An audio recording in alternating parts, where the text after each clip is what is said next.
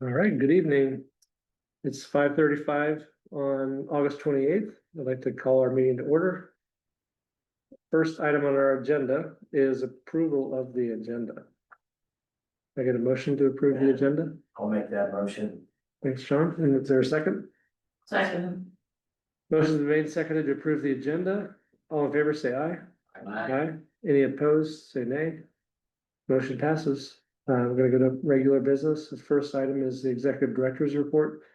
Tonight, we have Kim Bravitz substituting for James because he's gonna be out on medical leave for a few weeks. And We did, appreciate you coming, Kim. thanks, we had kind of a swerve in what we were doing. We had planned to do a PowerPoint that we've been doing in the community recently, most recently at the Rotary Club, but with him out, he has one part, I have the other, and so we'll wait till next month. But I will go over the numbers. We have quite a lot to be very proud about, I think. For the month of July, we had 260 unique guests across all programs. 39 of those were in 90-day. 168 are in night by night, and our night by night numbers are much higher. We've been at this time than they were last year. Just on those coming in, and now that weather shelter has gone down, we're seeing a little bit of a dip in that. We have 24 enrolled in our rapid rehousing program, and then currently 46 at the village, and we have 6 in the Monarch units. We had 5 from the village that were housed this exited into housing, which they're very proud of, and we have since had people that have taken their place back into the village. We had 21 new individuals that were enrolled in coordinated entry. We've been doing an audit of those that are Douglas County residents, which has taken a little time, and I've had to tap in on some additional staff to help us with that, plus getting enrollments done. But our average right now is about 71 night by night guests to stay 15 days out of the month. 40%, that's about 40% of all night by night guests. 24-day guests, 31 were enrolled before the month started.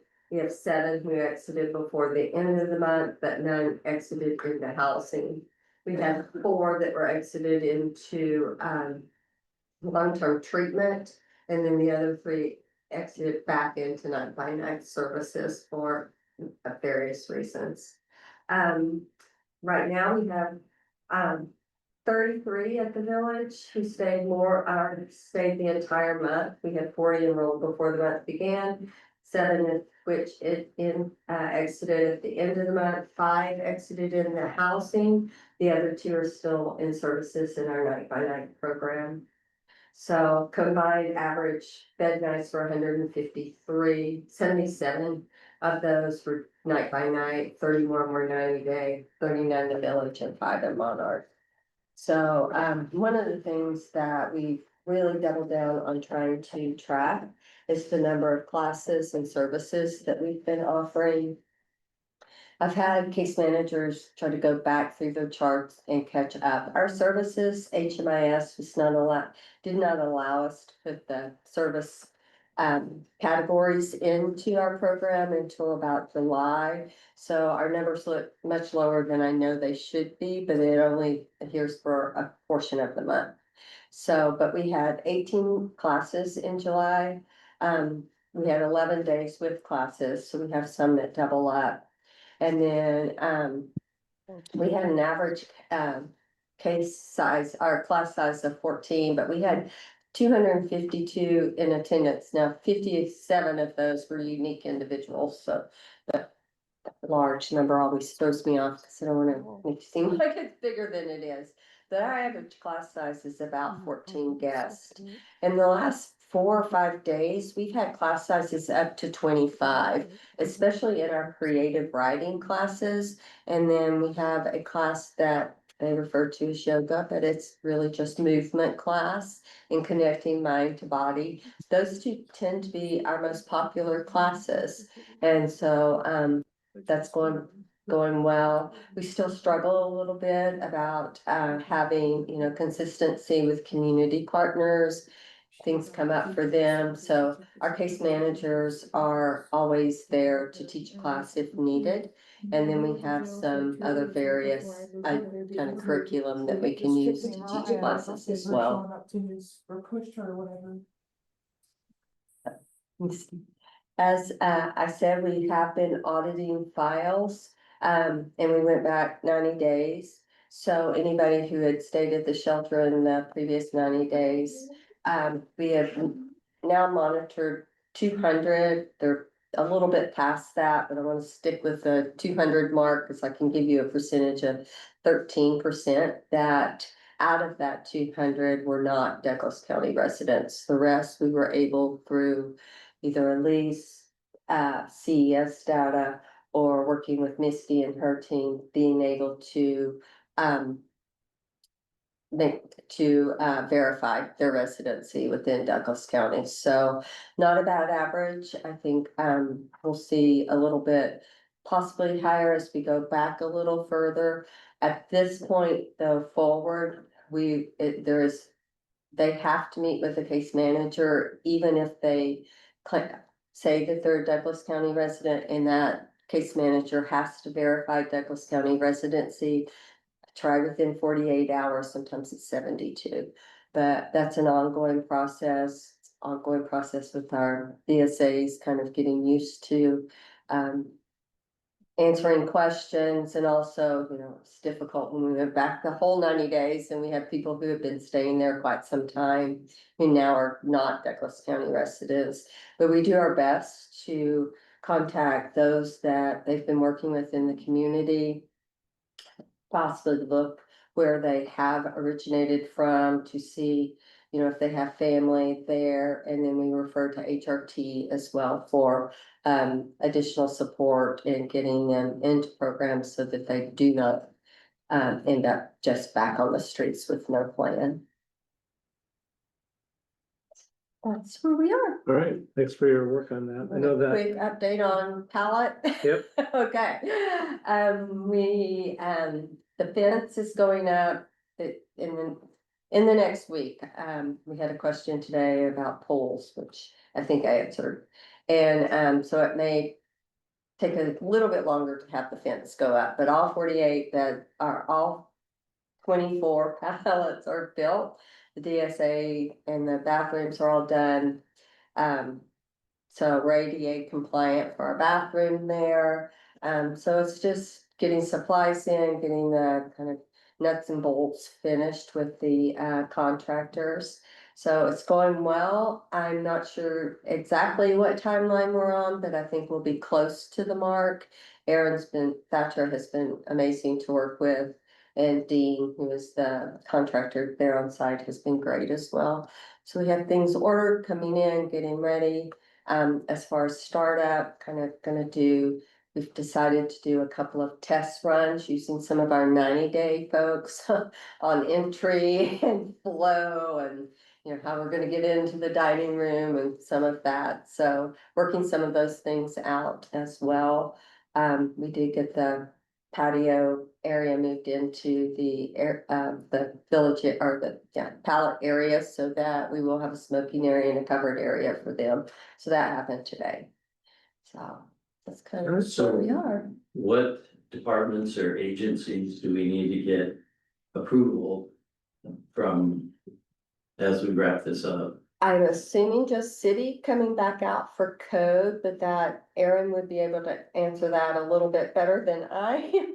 I just keep asking, okay, I know this is what code is supposed to be, let's measure it. So I think we should have all the permits and things that we need, and then the city would just have to come out to pass code regulations, but don't put me on that completely. So. All right, any questions about pallet 24? Okay, Chip is also online, it looks like, and I know James had planned to, let me let Misty back in. I think he was gonna have Chip speak during the executive director's report, so if you have nothing else to say, then I'll cue it up with Chip. Yep, go right Okay. ahead. All right, Chip. There you go. You're there, let me move you to the spot right here. Thank you. All right, I appreciate that. Yeah, James and we at the Community Foundation have been talking specifically about resource development and what that looks like for successful nonprofit organizations and what that might look like for Lawrence Community Shelter. Obviously, diversification of revenues is an important topic these days among all of our nonprofit partners all across the county, and that certainly would include the community shelter. On last Friday, we had a well-attended workshop on talking to donors and meaningful conversations among all members involved with community shelter and other organizations to try and raise resources and specifically talk about making the ask and asking for support. And basically what that looks like is really kind of an all hands on deck aspect of resource development. Obviously, this board sets a budget for the community shelter that includes revenues and expenses. You obviously keep a close tab on both sides of the ledger for the shelter and your operations. Now, that means that the board is responsible for making sure the financial situation of the organization is healthy, that it's a sustainable operation with ongoing sources of revenues. And when we talk about resource development, that's really what we're talking about. It can be fundraising events. I know you've had discussions about that and are going to have discussions about that. And the board is essential to getting folks to a fundraising event, making sure you're playing a role with the staff in promoting the organization, and having what we call meaningful conversations. That is taking opportunities when you're with friends, with people in your network, to mention the good work of Lawrence Community Shelter and things that you're working on right now and reasons why you support the community shelter. When you might talk to people about such things as giving appreciated assets. With the Community Foundation, we work with organizations such as yours to take all kinds of different assets, from appreciated stock to business interests to real estate to grain and cattle in some cases. Whatever works best for the donor and maximizes the impact that they can make for your organization. So having these meaningful conversations, it can be just as simple as, let's see if I can share the screen here.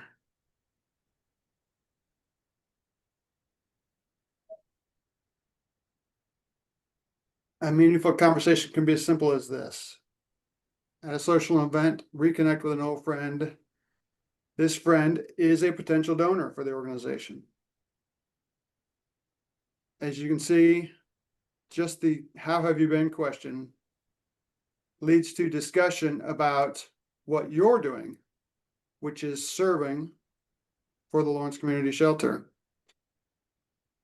And talking about a few things, talking about Pallet Village, talking about the success that you're having that Kim was just describing.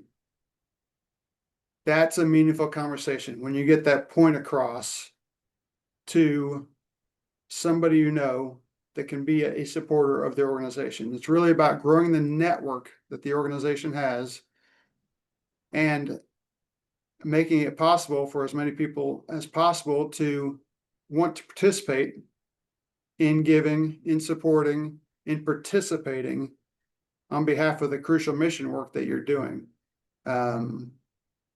Again, when you have an event, that involves making sure you have people in the room who can support the organization. And even at the grocery store, having a meaningful conversation with somebody you know there can lead to success for the organization. Again, it really is an all hands on deck approach to resource development. And so James and I have been talking quite a bit about that. We really appreciate Charlie attending the session on Friday. And if you guys have questions, if there's discussion about how we at the Community Foundation can help with these conversations, with particular talking with, and I've offered to James, happy to meet with people with him. But organizations, all nonprofit organizations, because of the necessity for the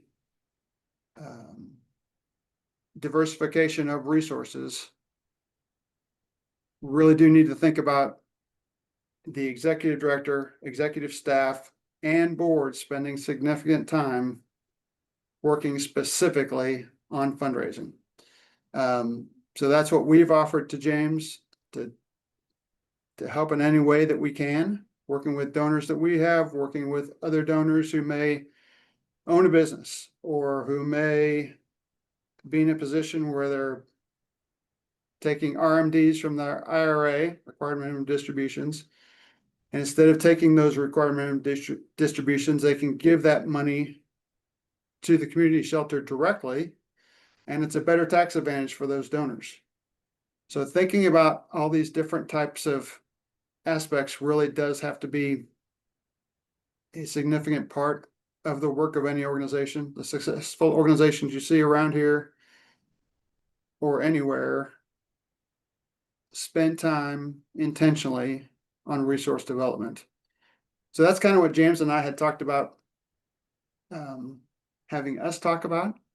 So I'm happy to take questions or discuss this, or as you have discussions about the budget for the rest of this year into next year, please consider us as a partner in working with donors, in working in the community to make sure your important mission work is recognized and supported. Thank you, Chip.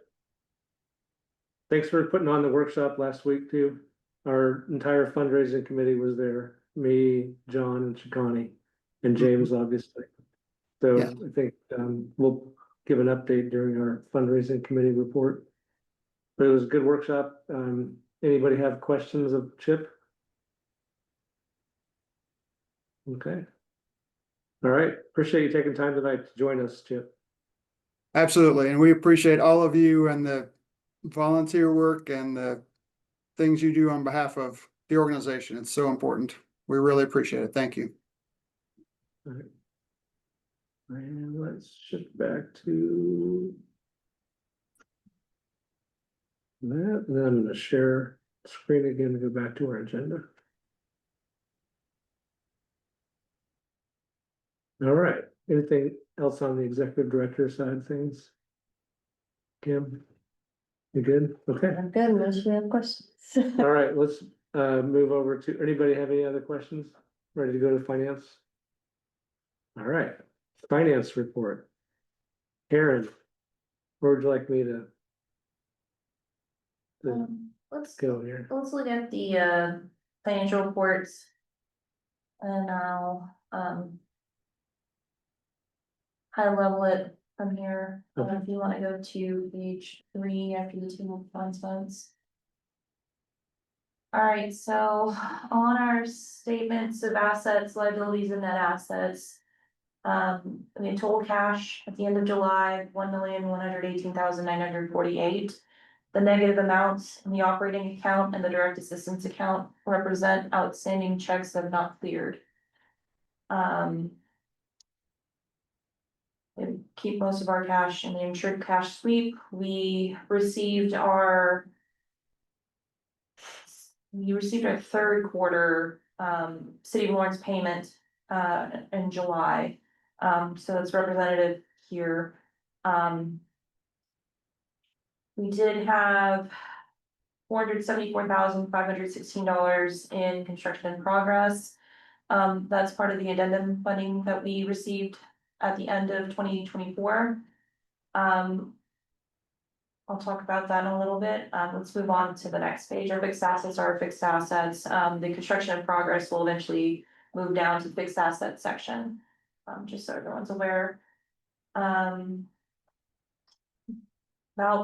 28,000 in accounts payable, the end of July. Oops, our loans whittling down. This month, we are showing a net profit of 490,659, which is representative of the timing of the City of Lawrence payment. So last month we had a net loss showing year to date of 89,000, now showing net profit of 490,000. So that's purely representative of timing issue. Let's go to the next page. We can actually, yeah, down to where gross profit is showing. So gross profit for the month of July, 887,000. Year to date, 2.8 million. So 887,000 again. Mostly City of Lawrence, $875,000 there. To do the math for you, we got close to $10,000 in donations this month in July. And then we got about 1,400 from foundations, and we received $1,000 grant from the Starbucks Foundation, so that's being reflected here, and then 400 from our friends at BCCF. Let's go down to our operating expenses, and we can just kind of slowly go through here, because we're gonna just get to the actuals, budget to actuals, and I know that that's what you guys are more interested in. But this statement of revenues and expenditures will show you, 2025 versus 2024 with a month and year to date.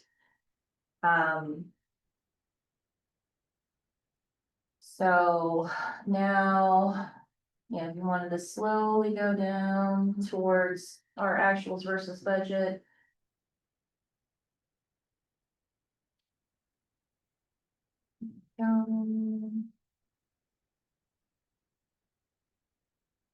The format that you've got finalized now, I actually appreciate this, Payroll section. well, to be able to see the year to date, year over year, and then the month, year over year, side by side is helpful.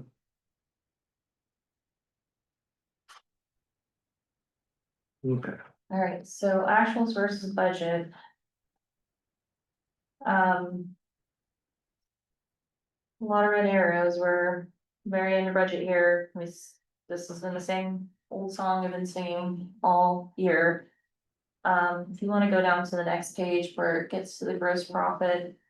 The July variance between what we budgeted and what actually happened, we're under $67,674 for the year, $357,499. So we're still in good shape though, so it looks bad up here. If we go down to our expenses, we've been running lean all year. We've been consistently under budget all year, primarily in salaries and wages, payroll section. There'll be some sections where we are slightly above, but I think we've been pretty good about keeping to the budget. We go down to, slowly again, to the net profit area, which will be on page 16.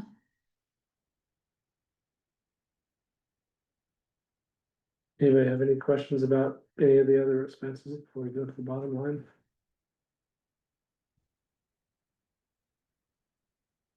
Okay.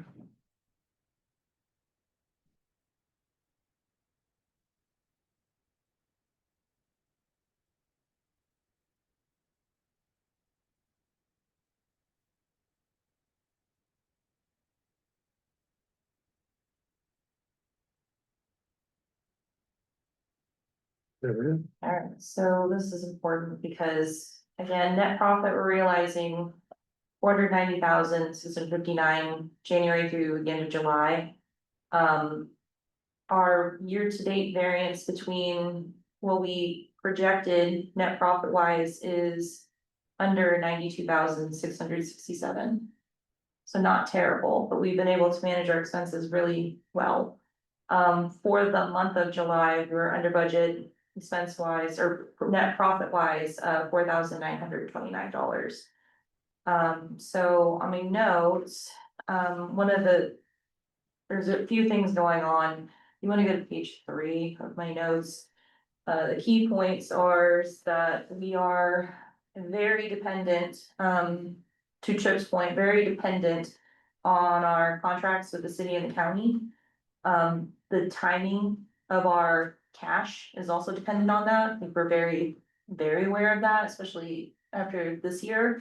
So I wanted to stress the importance of where we're at in talking about the 2026 contract with the city. Last night, the Douglas County Commission approved their budget, so we are receiving $296,000 again for 2026. So So now you're saying that was the same amount yes, and no change in that, okay? yes, That was there's the count. the county, correct, correct.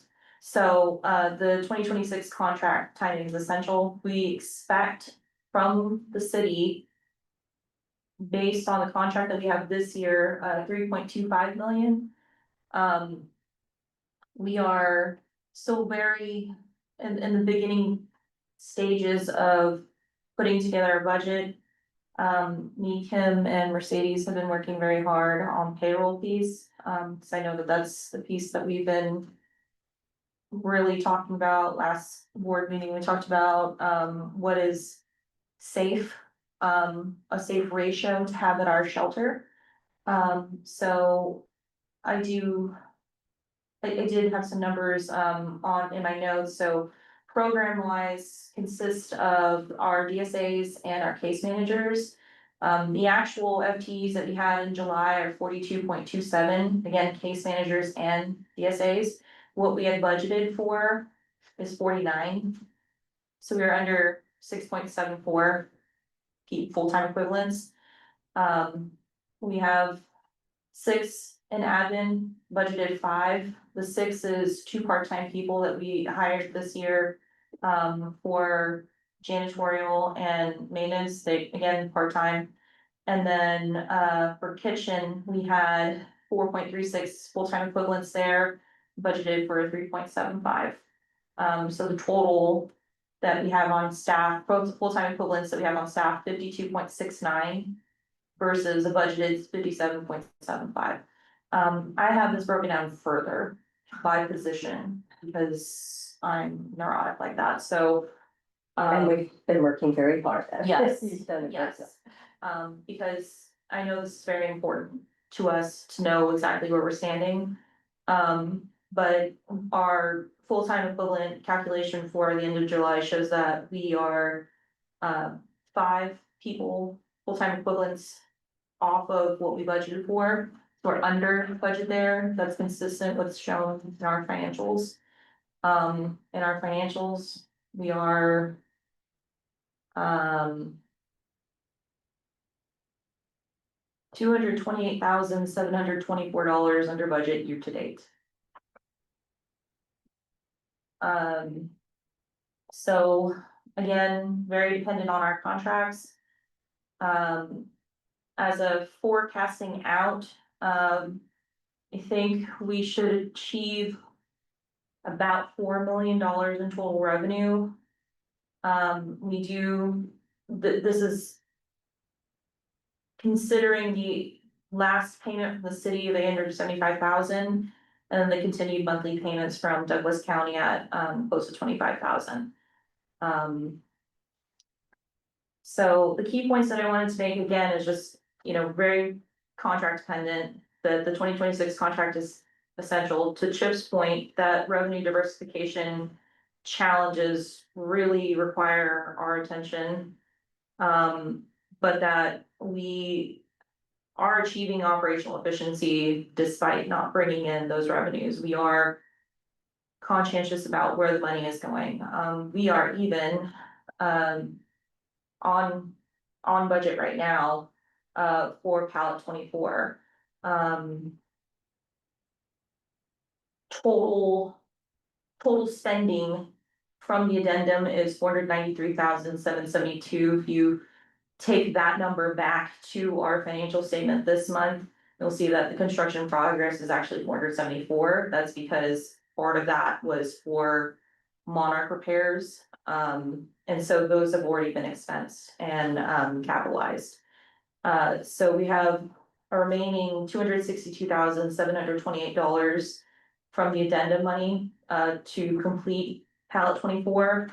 I've been keeping that up to date.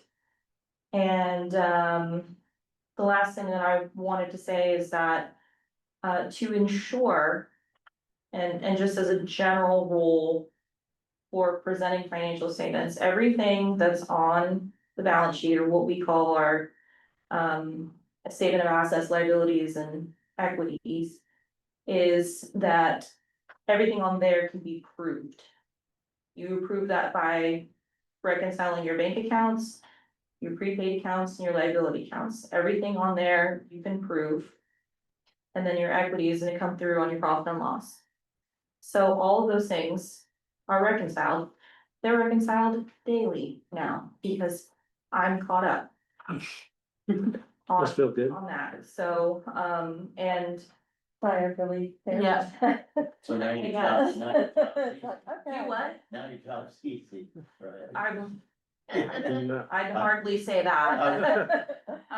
But, due to the nature of how our accounting is done currently, I've been providing the bank reconciliations to Charlie, our board chair, so that you all are able to have confidence in what is presented here. And I don't have any doubts that we'll have an issue with our audit this next year. I never did, but I also mentioned last month that I thought we were okay. So I hope you guys can believe me now that we're okay. Well, it's great to have the draft removed off. of it. Yeah. I think the formatting also last month was a little bit Yeah, this, off. I'm admittedly still learning a lot of the things within Zero. Just because it says publish this to the rest, like for all of the users and just as a standard. That is not the case because I took the board financial packet, which is what I used to put these together in Zero. And what I had for one thing was not saved in there. And so that was a lot of what I was confused about last month. So I do apologize for being a little confused. The data was always good. It was always good. So. Yeah, I looked at what we had last month and nothing really changed. Right. I shared out with everyone the finalized versions of the January through June, so you had kind of that, at this point now, we've seen all 7 months, and these are in the final format, so I think we're finally at a place where we're ready to accept these. Can I ask a question? I know we've been working at it, but with me just looking at the program staff, those now include those are all full-time equivalents. They're not the number of people that we have, including our part-time. Correct. I can Yeah. give you that number. if That's you're okay. interested. That's okay. I just wanted to make sure that we No. were clear on that. It's not Just- people anymore. We're Right. combining into Full-time full-time. equivalents, but I did have that broken out just in case anyone was wondering, so. No, I think FTE is a simpler way to discuss it rather than headcount. If you got lots of, especially with part-time people or people Right. that fill, Well, they're the reliefs too. PRNs. They only have to work like 28 hours a week Yeah. or a month, Yeah. so. Okay, thanks. All right, any questions about our financial report tonight? I am just really pleased at how the format has been refined so well, and it does indeed give us great confidence in what's being represented, so thank you very much. Good job. I would entertain a motion to accept our January through July financial statements. I'll make that motion. All right, thank you, John. Is there a second? I'll second. All right. The motion has been made and seconded to accept our January through July 2025 financial statements. Is there any more discussion on the matter? All right, then, all those in favor, please say aye. Aye. And any opposed, say nay. Thank you, Rebecca and Chaconi. All right, motion passes. Next item. Let me get back to our agenda. Executive committee report. I'm not sure, Chuck, help me out here if you think of anything, but we've mostly been kind of just focusing on the conversations around like updates on Pallet 24 project and then the financial statements, kind of making sure that all that would be in order for us this month. We've also had the discussion about the audit for the residency requirements. Just making sure that we can, represent to the community that there's a process in place, that we're following the expectations that the city and the county have, that we're not serving people that don't actually haven't resided here in Douglas County. So other than that, I think that.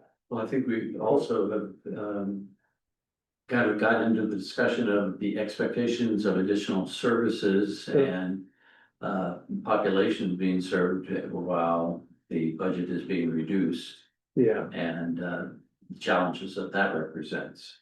yeah, we're planning to do in the next few weeks is starting to have more of the budget, 2026 budget discussion, with the hope that in our September meeting for the full board, we can bring kind of initial draft of that budget.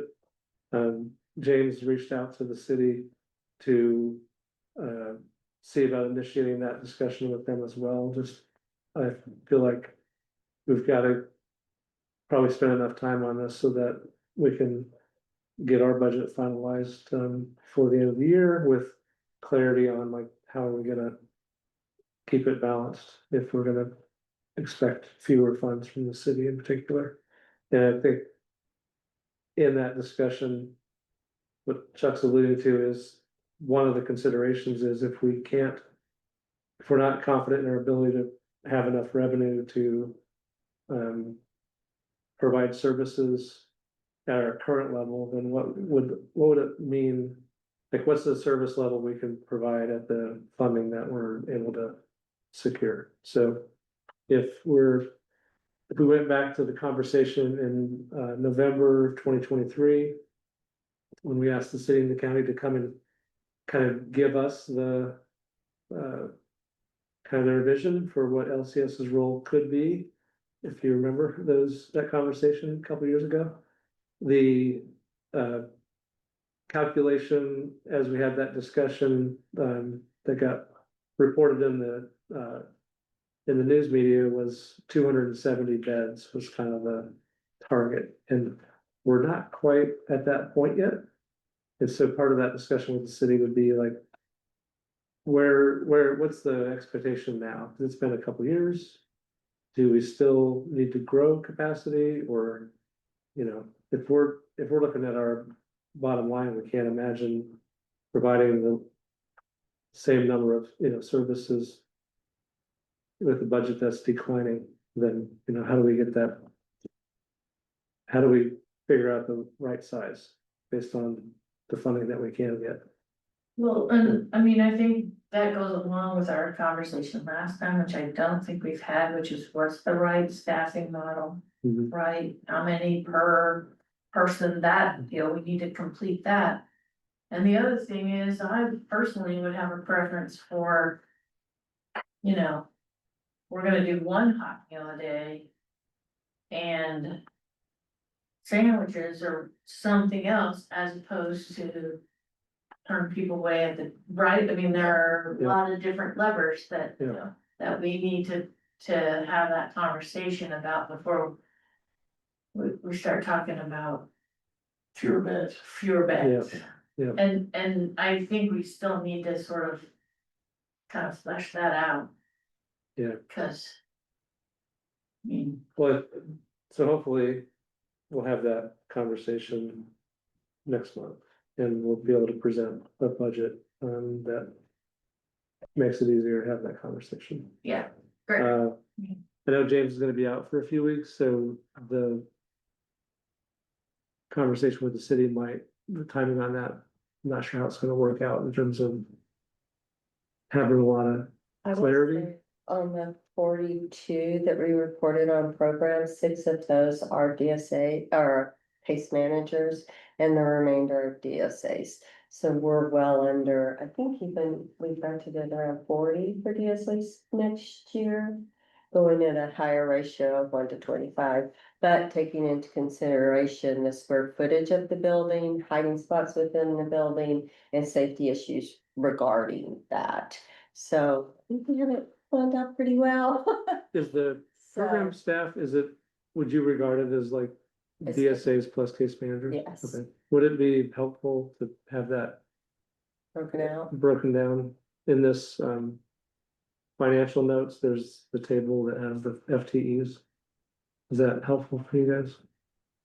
Yeah, if we're trying to decide, I mean, if we're saying what's the number to the ratio, So right now we have 30 full-time staff and these are DSAs and Mhm. case managers, 7 who are relief and then 3 who are part-time. So that's our 40 leads to our numbers of DSAs. Taking into consideration that some of those, the relief staff only work up to 28 hours, so they just pick up shifts when people call off. Mhm. And so, yeah, we have 7 of those, but we only have 30 full-time equivalents. And then the part-time, we have 3. Okay. So if you combine those, we're at about 34, I think, on the high side for DSAs. Okay. Okay, they're very Anything else for executive committee, close. Chuck? No, then we covered it. Advisory committee report. I don't think Christina is on the call tonight, so. Yeah. And James is out, so I think we're gonna have to just pass on that one. Which takes us to fundraising committee. And this is me, John and Chakani. I will get us started and then John, if you wanna provide any updates from what you know, and Chakani, if you got anything to share, you can chime in also. The committee has met twice since the last board meeting. A lot of our attention has been around, now that we've expanded the number of board, the independent directors that can serve on the board, how are we going about trying to recruit people to fill those positions? And our goal has been so Becky Price had advised us early on that the 3 types of people that she thought were useful to be added to the board would be an attorney, an accountant, and a marketing professional. So we've kind of had that as our goal. And we do have, Chakani was able to reach out to someone that was recommended to us during the Making the Ask workshop. And that person essentially has said they are interested to be on the board. And so the next step was for them to meet with me to go over some questions, and I'm thinking we can have a kind of invite them into a fundraising committee meeting so we can have a discussion about kind of that hope that, you know, fundraising was gonna be a big part of their thinking as board members, so I just haven't had that one-on-one with her yet. And then the other, so that's the marketing professional, and then for the attorneys, I think we've got a couple irons in the fire. James has an attorney he was reaching out to. And John has had conversations with Brad Finkeldine to see if he has any recommendations, and then there's another attorney, that he talked to at the Making the Ask workshop that might also have some connections. So I'd say we don't have yet a kind of a prospective candidate for the attorney role. Rebecca also had reached out to offer if she could help out with that too, because she's our current attorney, if you will. And she's the one that's leaving in October. So, I think that's an area maybe And we then need to. I have, had some discussions with an individual in the accounting world. Mhm. You and I'll, Yeah, the county one I haven't jumped to, but do we anything else on the attorney side, any new updates on that? no, Okay. I have not heard back. from So the I would say that one might be the most, like, we still need to figure that out. And then on the accounting side, we've actually got, someone that was at the Making the Ask workshop who said they're interested, they're not an accountant, they're a bookkeeper, but they offered to help and then John's been working with, someone he knows from, Yeah. his Jubilee Cafe, work that I also happen to know, and so it's like, would be a great addition, but I don't know where that's at, so, Well, it's, by and large, it's positive, okay, but we have some ground to cover. okay. So you and I don't, it's certainly not a no, but it's not a firm yes. Okay. at this stage. So I'd say we're, It's, I'd say we. But we need to have a meaningful discussion. Alright, let's have a meaningful discussion. So I think I'm feeling good for the marketing professional, sounds like we've got some prospects on the accounting. Finance side, and then probably if you got any thoughts or suggestions on the attorney side, I'd certainly welcome them. And my hope is that we can present a slate of new board members in September, so. Cause we know that Rebecca's term ends in October, so if we can get those appointments made, then everybody can join us for the October meeting. And we can say farewell to Rebecca. And hopefully, I think the city and the county have 2 appointments to make as well. Both Chuck and John are, their term ends, so I've had a discussion with one of the city commissioners, about you, Chuck, just to kind of make sure that if there's gonna be an appointment, that they're open to reappointing you, but I know you haven't yet said if you wanna be reappointed, so. Actually, I have, and I thought I'd sent you the letter that I'd sent to the mayor also saying that I'm, appreciative of my term, but I'm ready to step off the board. And so, Okay, well, thanks for letting us know, I think that's helpful, and, I'm sure the city will find a good replacement for you, but I guess so your last meeting will also be October. All right, well, October's shaping up to be an interesting month, and we'll have a bunch of new faces. Or I guess in November, if they appoint someone probably after your last meeting. Hopefully, the county will reappoint you, John. I haven't heard. I haven't No, had that discussion. yeah, But you're with the county? Yeah. yeah, Oh, yeah. so we'll have some new faces here before too long. Hopefully we can, we'll probably have to think about some of those first steps like we did with this board, like, let's make sure we're all grounded in same understanding what the city and the county expect from us. How do we, follow the rules around coma in particular, that sort of thing, so maybe we can frame up the, meeting where we're all the new folks are there, we can maybe use that as some sort of orientation, or we might, You know, we have to do the budget too, so.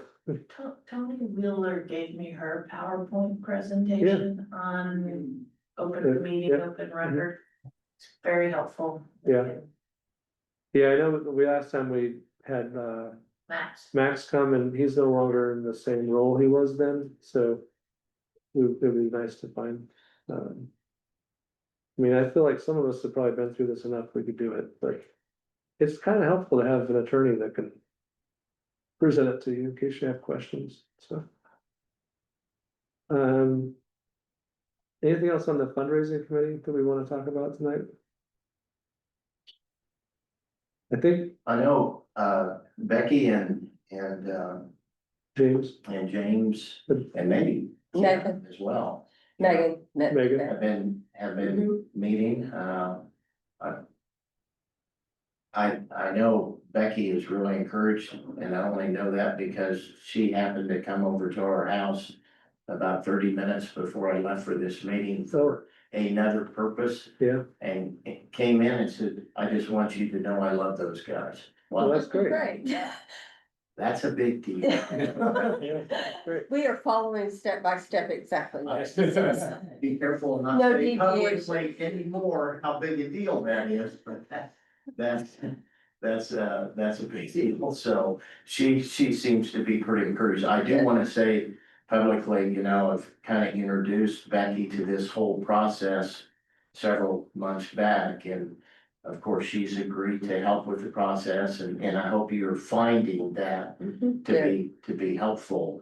But I do want to say publicly, she's not charging us anything for this, so it's not like we hired her to help us with the organization of this. This is being done voluntarily, and I just, if you didn't already know that, I wanted everybody, you know, to know that, so. Yeah. I think, I don't think it's inappropriate to share a few details, The goal is that we would have, 15 tables. Each with 10 guests. And the price, who we got chatting in here? Is that Misty? Just want to remind folks that the process to approve a contract from start to finish can take 2 to 3 months. Sooner we have an agreement, the more time. We appreciate that, Misty. Just getting to the, earlier conversation about the timing of that city contract. It is a bureaucracy of the city. So, getting those conversations started and getting all that queued up. Oh, yeah, I understand. She just has some technical issues. Anyway, back to the fundraising. So the date is Friday, November 7th. And the location of the event is Doubletree Hotel. And I believe the time of the event is 5:30 or 6. Doors will open at 5:30. Doors open at 5:30. The idea, the table, the tables thing, I think James is looking for us to have some discussion. I know if he was here tonight, he'd probably try to nail us down on this, but what he really needs from us is kind of a sense of how many tables is this board gonna take responsibility for, essentially selling out. So the fundraising committee, we've all agreed, 3 of us, that we'll take responsibility for at least 1 table each. John he's the experienced person in this matter. He's got some maybe grander plans, but Chacani and I, have said we're down for, we'll take a table each. And so, Well, you have to tell us the amount. it's $120 per seat, so the table is $1,200. And then if there's 15, then that's $18,000. That is the cost essentially that's used to cover the cost of the event. And then the fundraising is actually tied more to the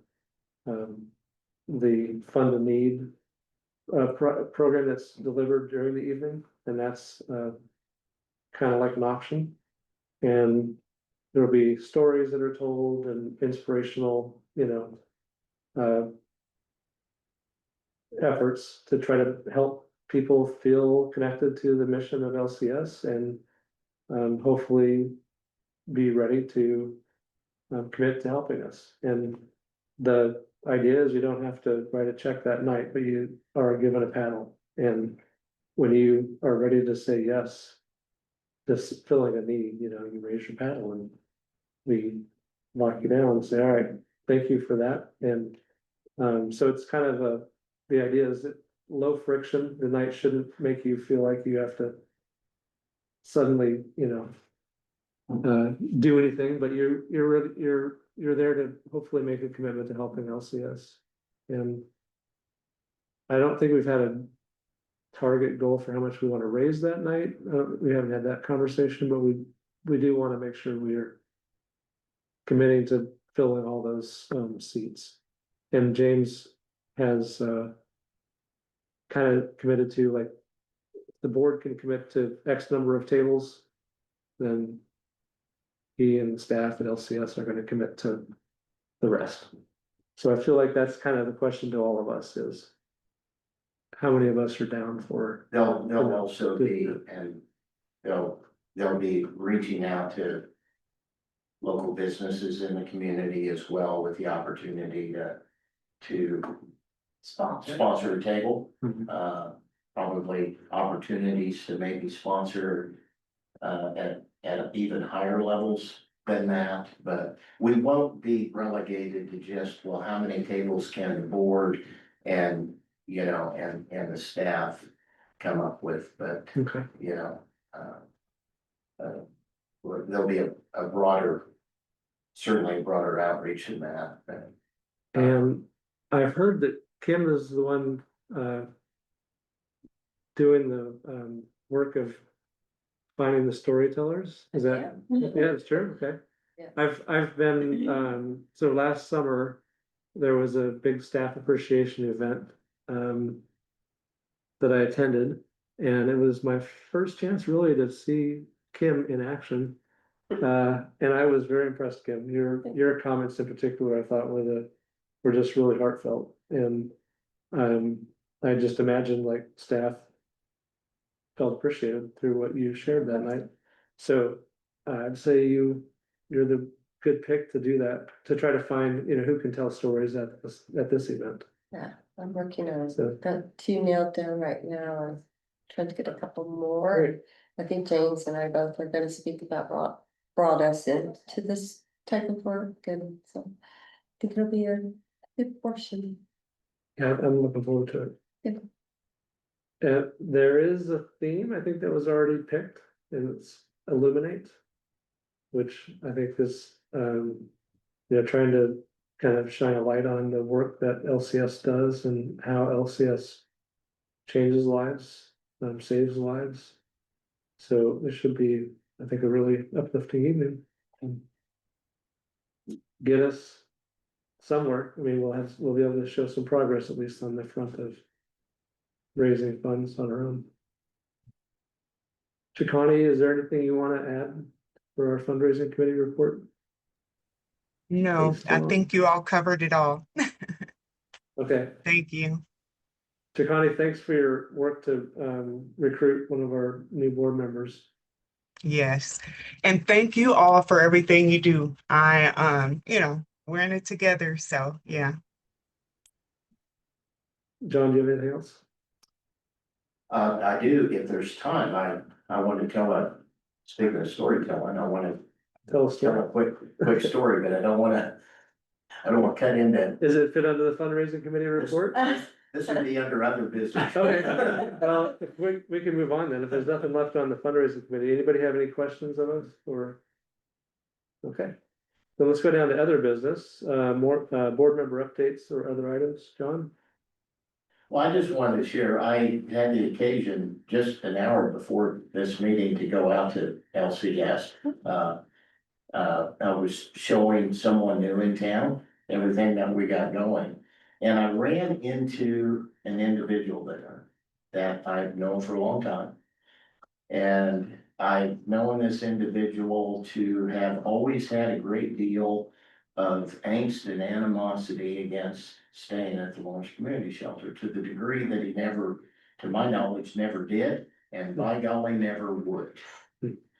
This is an individual that, for instance, at the overflow shelter last year, would stand out in front of the church all night long, even if we weren't gonna be open, in hopes that we would, but wasn't gonna go to the shelter. And I ran into him in the parking lot out there. And drove up to him and I wanted to say, what are you doing here? But I said, you staying out here? Yep. Hmm. Wow. Good. Is it working? Yep. And it, you know, that sounds simple, but I'm telling you, knowing this individual for a long time. And the many, many times, last winter particularly, when I said, there's beds there, go. Not in a million years, would never do it, yada, yada, yada, here's why, you know, which was all not true, but it just, I'm telling you, it told me that we're making a difference. That it's different, it's better, it's working. I'm sure we have a long ways to go because no matter what business you're in, you always have a long ways to go. But it was just a really, really good sign. And by the way, I had already stopped at the village to also show this individual what was going on in the village, ran into a friend. So that in a long time, staying at the village, and now he was never one that would never go to the village, or for that matter, would never go to the shelter. But it was a good experience for him. You know, that's what I want to share. That for a couple of people that I know for a fact have really struggled with this, all of this for a long, long time. And in both cases, it was a very good experience for them. And that's telling. That's telling. And that's the truth. So just wanted to share that. Thanks, John, for sharing that. Misty just chimed in. We've made major repairs to a very broken system. Go team. Thank you, Misty. All right, I have a couple updates. Well, actually, I just have one. The meeting room location, we usually meet here. It's actually reserved already for the October meeting date, so I will be trying to figure out another location, so just stay tuned. Shannon threw out the possibility of maybe we meet at the shelter. We haven't done that. Actually, the old board used to meet at the shelter, but this board, I think, has never met at the shelter, so maybe that'd be worth considering, and maybe we can use that to do some of that orientation or something like that, so. Probably 24 will be open by then. Yeah, so stay tuned. If not, I'm sure I could, if there's meeting space at the health department, I could probably reserve a room there. Well, So, in the housing authority, for the housing authority. we have a big conference room. Yeah. Okay, Just meet there. so I think we'll have a space, but just stay tuned. I did make sure we get the November meeting here, so. Mhm. And I just, for those that are still gonna be with us in November, the schedule is usually the fourth Thursday, but November, December, because that tends to hit with the holidays. Those are the third Thursdays, so make sure you got that correct on your meeting schedule. Any other board member updates? Okay, I'd take a motion to adjourn. So moved. All right, so awesome. Well, this is a delight. We get out of here way before we hear the. Way I know, announcement. I'm Announcement just from ready the one, but library. we haven't heard the. I'm just gonna sit here until it comes. Yeah. All in favor of adjourning at 6:39 PM, say aye. Aye. Any opposed, say nay. All right, motion passes. Thanks, everyone. We're adjourned.